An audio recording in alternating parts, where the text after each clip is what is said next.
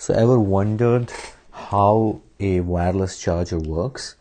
Well, what you have here is a primary coil like this that is connected to the power supply, and on top of it you place your mobile phone, and your mobile phone has its own coil. Let's call that coil secondary coil.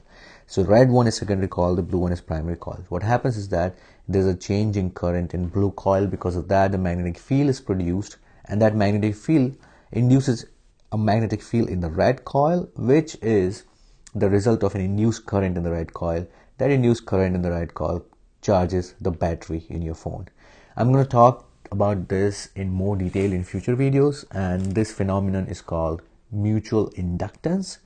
But here I introduced this because I just wanted to inspire this video, which is about energy in a magnetic field, by giving an example where we can clearly see that although these two coils, they are not in contact, but they can definitely transfer the energy, and the energy is stored in the magnetic field. Okay, so the equation that we have from previous discussion, the equation is, if you have a resistor here, an inductor here, and a battery like so, what you can write down for a current I like this is epsilon minus IR minus L di over dt equals to 0. We have seen this. Now let me just multiply both sides by current and rearrange this equation. So I get I epsilon equals I square R plus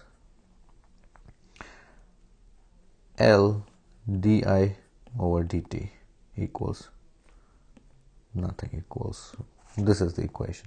So if you look at this term I square R, this is the power delivered on a resistor which has current I.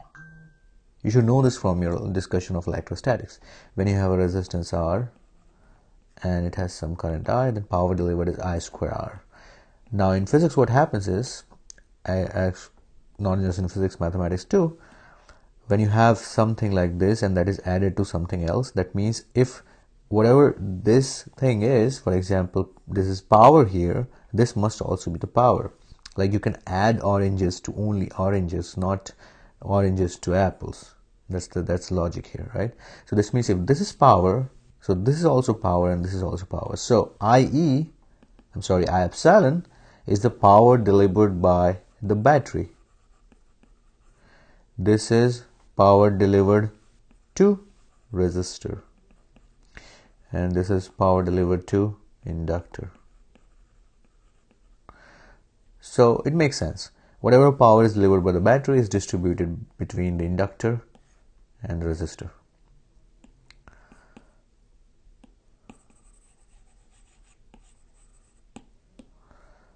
Okay, so let's say this power delivered, that is the rate, right? So let's say some amount of energy du is delivered per unit time, and I just told you that is equal to, and I made a mistake here, current I must be multiplied there. When you multiply both sides in this equation by current I, so here it's epsilon I, here it's I square R, and here is Li di over dt.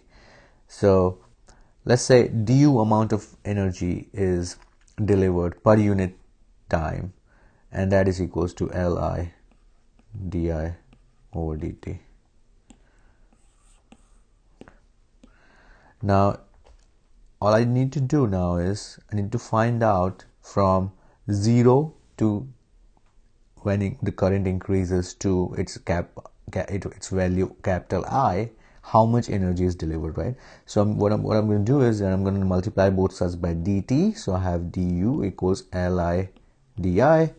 When integrated, give me u equals half Li square. So let's say I equals to 0 to I equals to I, and u equals to 0, so to u equals to u. So you get energy So energy is equals to half Li square. Now this energy is stored in the magnetic field of an inductor, okay, and this is I mean, as you know, inductor is just a coil. So a coil of n turns is usually called an inductor, but it's just a coil. So what happens is that, let's say if you have a solenoid like this, and if you look up in a standard text or somewhere, what you'll find is that its inductance is given by L equals mu naught n square times the volume V. Now n is number of turns per unit length, and mu naught, you're familiar with what mu naught is. Magnetic field in a coil like this, in a solenoid like this, is like this. Okay, and if magnetic field is like this, you can use your right hand and curl your fingers. What you'll see is that the current must go like this, okay, in order to have the magnetic field from right to left. And the magnetic field value is given by mu naught small n I. Again, I is the current and small n is the number of turns per unit length.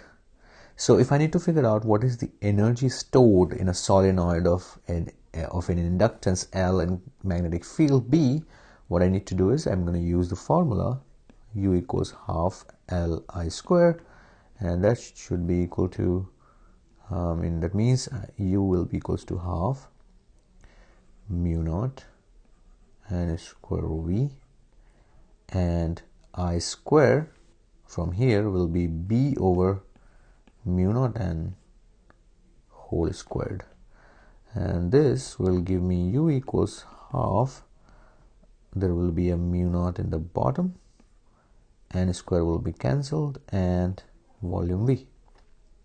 And if I want to write down the energy per unit volume, that is the energy density, it's going to be, oh, there's a B square that I missed, B square over 2 mu naught.